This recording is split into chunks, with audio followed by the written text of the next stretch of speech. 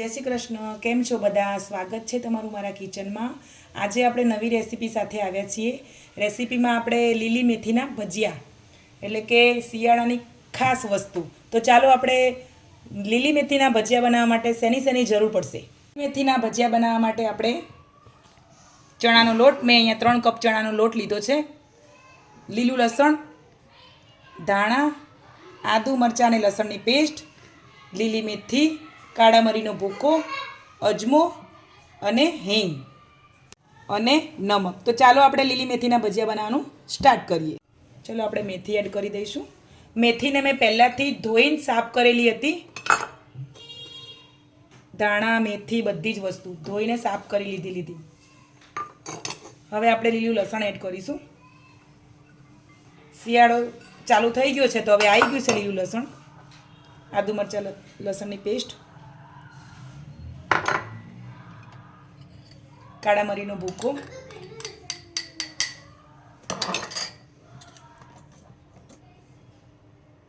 એક ચમચી હિંગ,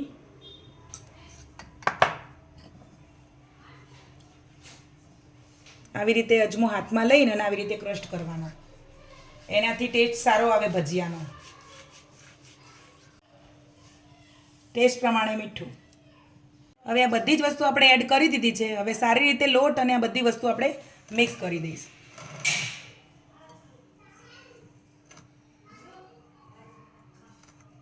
અને જ્યારે બી ભજીયાનું આપણે આ બેટર બનાવીએ ત્યારે બેટર બની જાય પછી એને બહુ ફેંટવાનું નથી. અમુક લોકો બહુ ફેંટ કરતા હોય એટલે ભજીયું તમારું પોચું ના થાય, કડક થઈ જાય. તો હવે આપણે આમાં થોડું પાણી એડ કરીને મિક્સ કરીશું.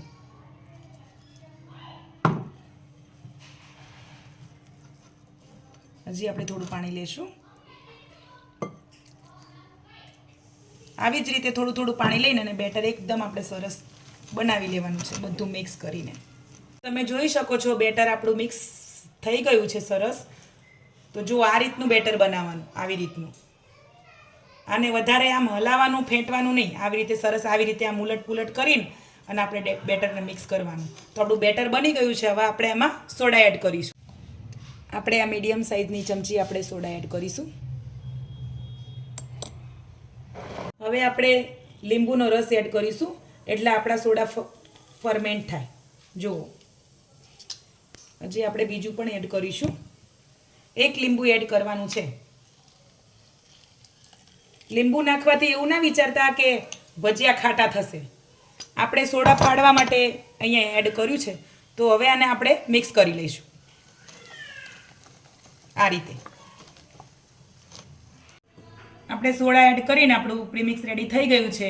અને અહીંયા ગેસ પર આપણે જુઓ તેલ ગરમ કરવા મૂકી દીધું છે. આપણું તેલ ગરમ થાય એટલે આપણે ભજીયા બનાવવાનું સ્ટાર્ટ કરીશું. તેલ ગરમ થઈ ગયું છે તો આપણે ભજીયા બનાવવાનું સ્ટાર્ટ કરીશું. જો આવી રીતે આવું પોષણ થોડુંક લઈને અને આવી રીતે મૂકવાનું. અંગૂઠા વડે આમ મૂકી દેવાનું.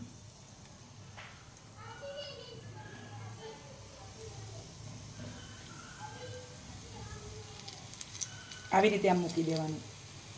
આંગળીમાં બેટર લેવાનું ને આવી રીતે અંગૂઠો છે ને એ રીતે આવી રીતે પાડી દેવાનું. આમ દજાય નહીં એનું ખાસ ધ્યાન રાખવાનું. તો આવી જ રીતે આપણે બધા ભજીયા પાડી લઈશું. આપણે જે પ્રમાણે સમય જાય એટલા જ નાખવાના, નહીંતર ચોંટી જશે એકબીજાને. તો જોઈ શકો છો આપણે બધા જ ભજીયા આવી રીતે એડ કરી દીધા છે. પછી આપણે આને ફેરવી લઈશું, સાઈડ ચેન્જ કરીશું. આવી રીતે આપણે સાઈડ ચેન્જ કરવાની છે.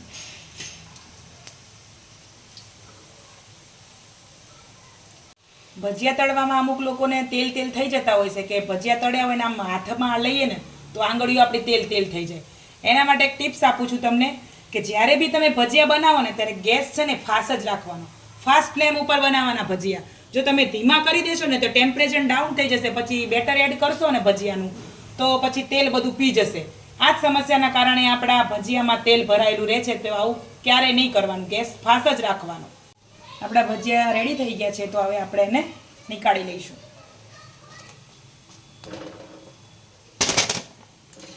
તો બીજું પણ બેટર બચ્યું છે અને આ બધા જ આવી રીતે આપણે ભજીયા બનાવી લઈશું.